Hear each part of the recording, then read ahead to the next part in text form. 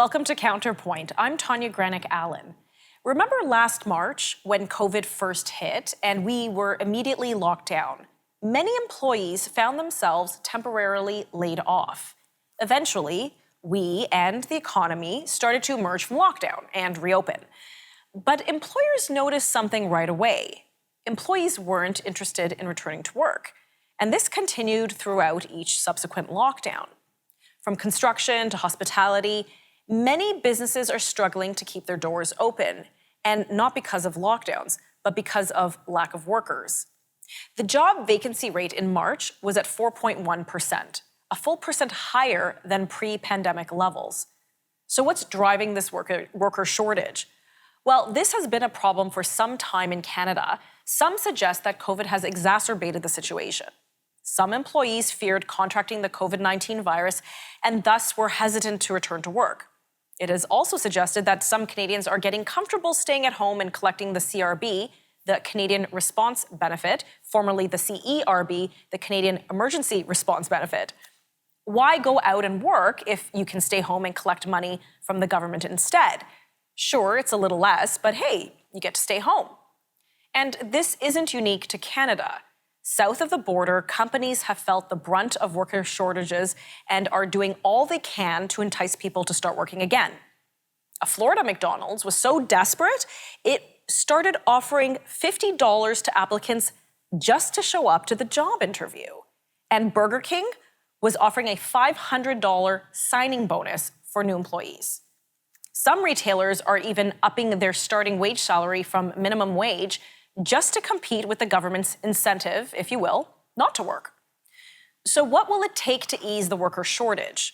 Will the looming September end date of the CRB program alleviate the situation?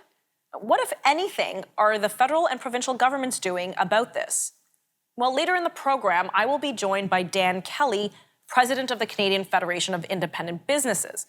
But now, to hear firsthand of the impact this worker shortage is having on small business is Maria Polomska of Victoria Professional Movers based out of Toronto. Welcome, Maria. Thank you so much for joining me today. Thank you. Thank you for having me. So let's just cut right to it. How is the worker shortage impacting your business? Well, when it comes to a worker shortage, first of all, we've experienced in the labor sector, and especially in our industry, we were struggling with the labor shortage even before the pandemic. And with the pandemic, it even got worse, right? And so the truth is, it is very time-consuming and very difficult to find a new employees or new workers which have some experience, for example, let's say in our moving industry.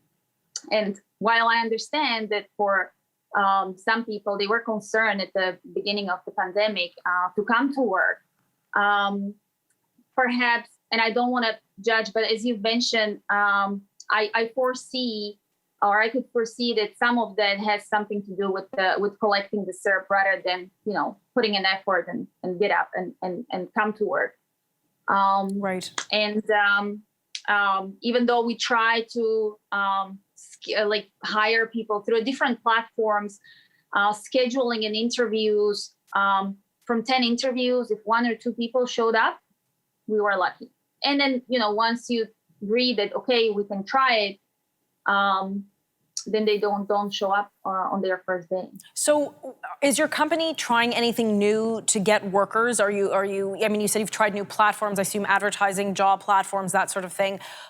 Advertising, word of mouth, that's something that we've always done and are doing.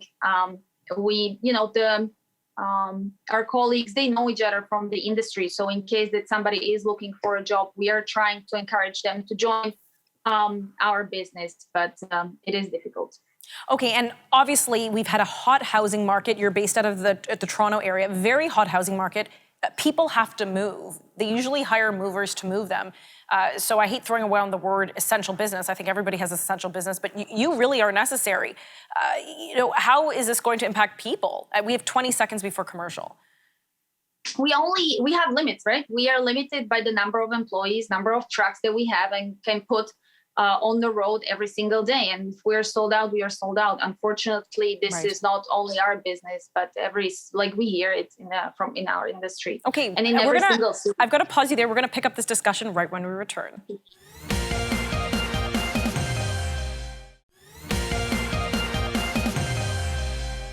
Welcome back. We're examining the issue of worker shortages exacerbated by COVID-19. And joining me is a business owner and a small business worker herself, Maria Polomska from Victoria Professional Movers. Maria, you're explaining how in your moving industry, how it's so important to have workers at the ready. And it's been quite the challenge before COVID and now even more so. So what would you like to see the government do to improve the situation? Is there anything they can do? I'm sure they can. I think, you see, we are in the service industry and we are dependable on the workforce. And while we have an excellent employee retention, having more people and having new colleagues joining us, we would benefit definitely from that. And what government maybe can do, rather than, they're talking about the training, providing training to young people, to someone who is looking for a job.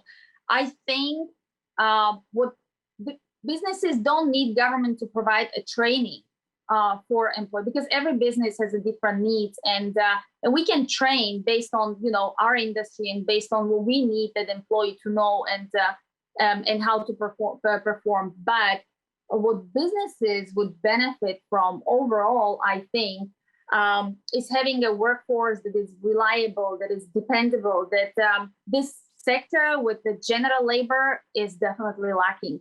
And maybe to elaborate, like what I mean is to have government to find a way how to educate people in this sector to want to gainfully work on a payroll rather than collecting government benefits and have a side cash income. Okay, gotcha. Because this is an issue, right? Like we have all of our employees on the payroll, and we cannot pay cash. And sometimes, if we do get the phone calls, if we are hiring, the first questions that person will be asking is if we pay cash. Wow. If I say no, we are done, right? He's not coming. He won't be interested. Wow. So this is a big problem. Yeah, I think government needs to play a bigger role in educating and encouraging people to want to be gainfully employed, right, to become a productive member of a society, and to benefit not for themselves but also for the society as a whole. Okay, Maria, thank you so much for your time and for laying it out for us. I really appreciate it, and hopefully the situation will improve for your business. Thank you, Tanya.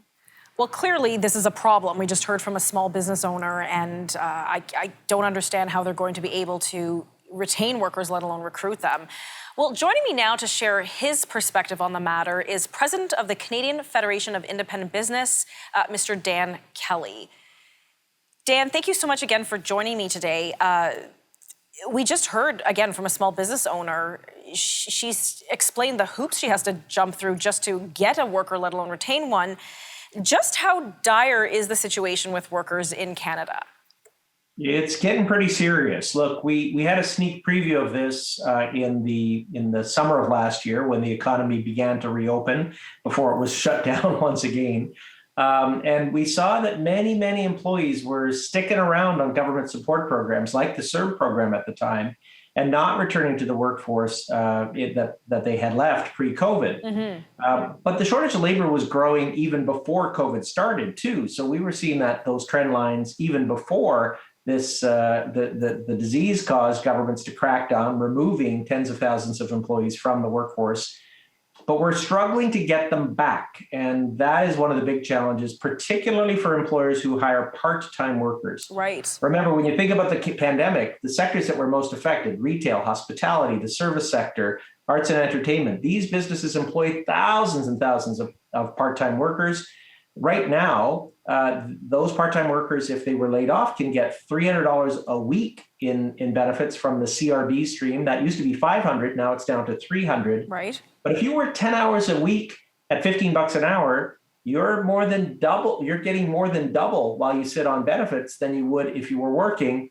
And for part-time workers, it's been challenging to try to get them back into the workplace. Yeah, I can imagine. Especially, last summer I could appreciate that some folks were concerned about contracting COVID, perhaps in the workplace. There was a fear to go out. Now we have a lot of data. It's perhaps not as dire as we first thought, and the workplaces have been jumping through hoops to make things socially distanced and safe, and a lot of practices are employed here. So really, it's quite the situation. We're going to continue, though, this discussion right when we return from this commercial break.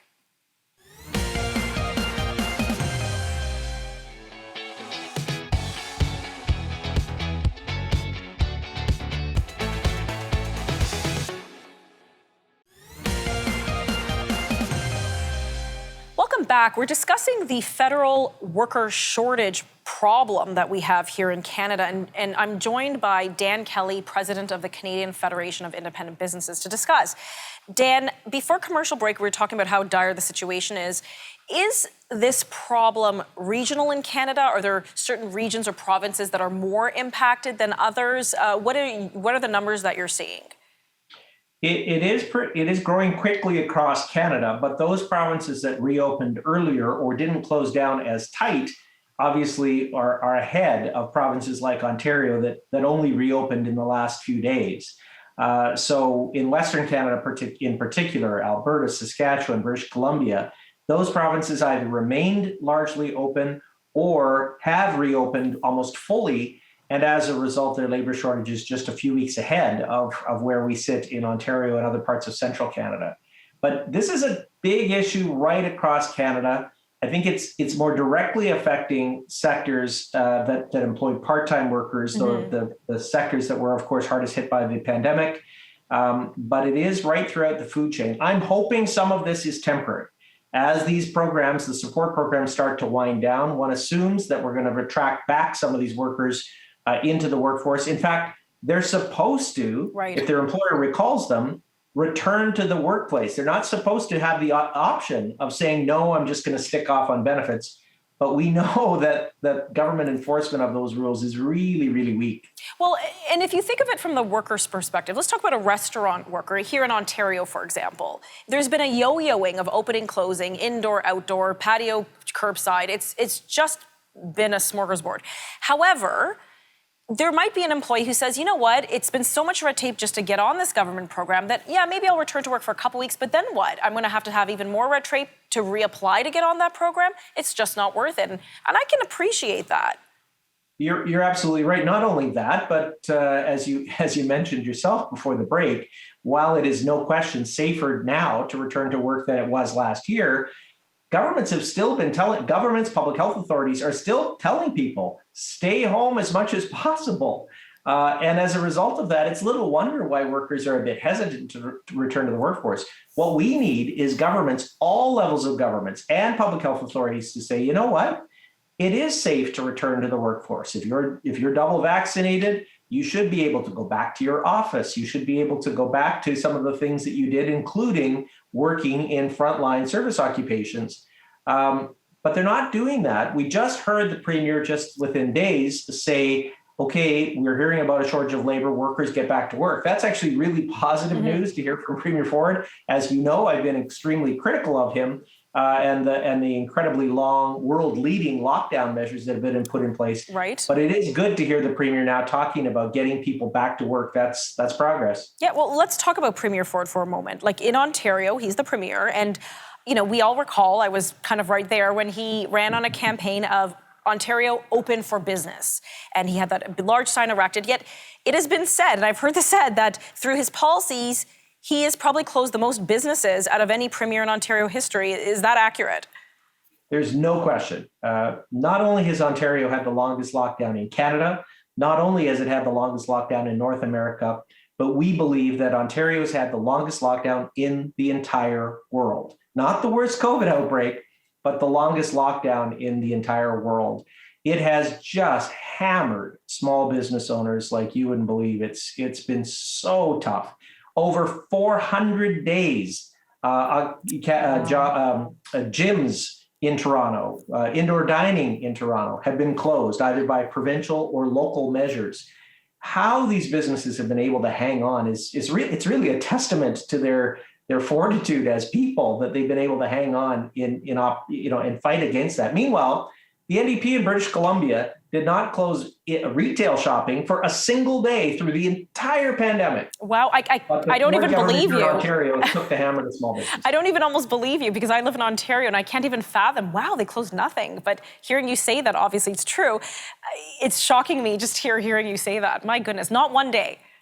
Not a single day was retail closed. And in Ontario, it was over 200 days of retail closures. It feels like we're living on different planets, let alone two provinces in the same country. Right. And, you mentioned that there is a nationwide shortage of skilled labor, and we're going to get into that a little bit more in the commercial break, just after the commercial break, rather. But just to put some things in perspective, even pre-COVID, Quebec, for example, as a province, expects 1.2 million job vacancies in the next decade. That's a lot of labor. That's a lot of jobs that need to be filled. And after this commercial break, we're going to discuss what Canada might do to help fill that gap. Stick around.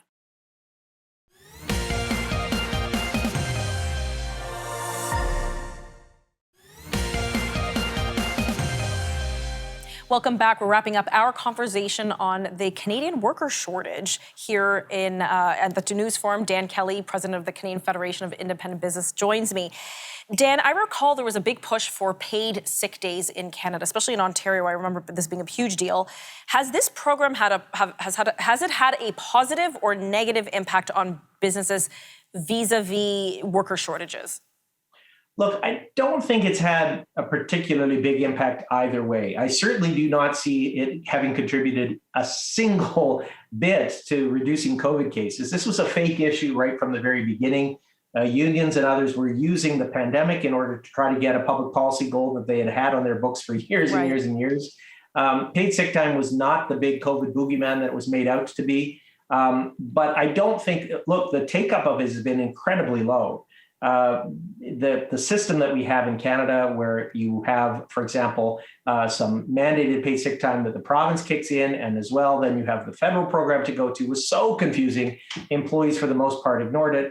The other thing is, you really didn't need to worry about sick time too much if you were entirely locked down. Good point. So all these businesses were wondering, okay, you can pay sick time, but I've got no employees working anyway, so I'm not sure that this is going to have the big helpful effect that it was intended to.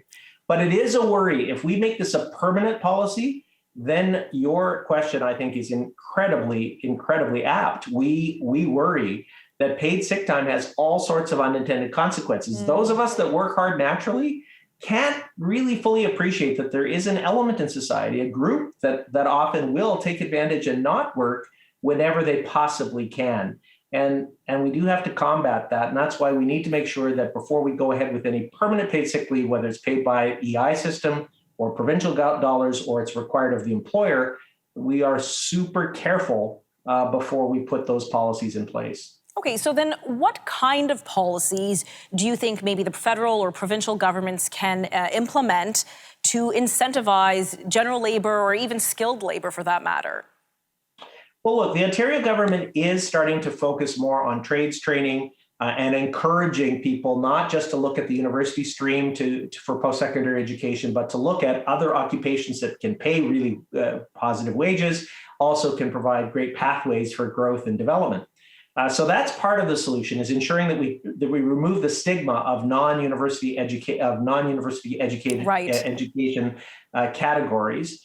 Secondly, we need to look at the immigration system. Canada just needs more people, and we have slowed over the course of the pandemic the amount of immigration into Canada. Some of the students that haven't been able to come to Canada, that obviously fills a big gap on that front. We need to look at all of the government support programs and ensure that any of them that right now keep people or encourage people to stick out of the labor force, that they, in fact, give them a helping hand to get into the labor force. That's really another important piece of the pie, too. So you mentioned immigration, for example. I think of the programs like the Temporary Foreign Worker Program, or perhaps it's been renamed. Would something like that help in this situation? Absolutely. And we do need to get back to allowing Canadian for short-term occupational gaps to make sure that we can bring in temporary foreign workers. But CFOB's always believed that we should be putting people that come in on a temporary basis on a pathway to allow them to stay permanently if they choose and if they're obviously contributing to society. And to be fair to the federal government, they've done many things wrong, but they have started to put in place policies to that effect, and that is good news. We need that to continue. And I know pre-pandemic you were advocating for the Canadian visa, or your organization was. In the 30 seconds we have left or so, how might that fix the worker shortage? Yeah, look, our goal is if you can come into Canada, if the employer can help you to come to Canada for a job and you've worked here for 6 months or a year, then you'd be put on that pathway to permanent residency in Canada. We've seen this happen in some provinces, small provinces like my home province of Manitoba, where if people come in on a temporary basis, they start to throw down some roots pretty quickly, often staying in that community and with that employer, even after they have full labor market mobility rights. And we think that that's the right balance for the labor force going forward. Okay, well, it's been an excellent discussion, and I guess we're going to have to see where this problem, this secondary pandemic, if you will, moves throughout the next few months. So thank you so much for joining me. Anytime. Well, that definitely was enlightening, and I hope it really paints a picture for you of just how dire the situation is with labor shortage in Canada. If we don't have people to do some of these even part-time jobs, let alone skilled work, who's going to do them? How do we keep our economy moving forward? For Counterpoint, I'm Tanya Granick-Allen.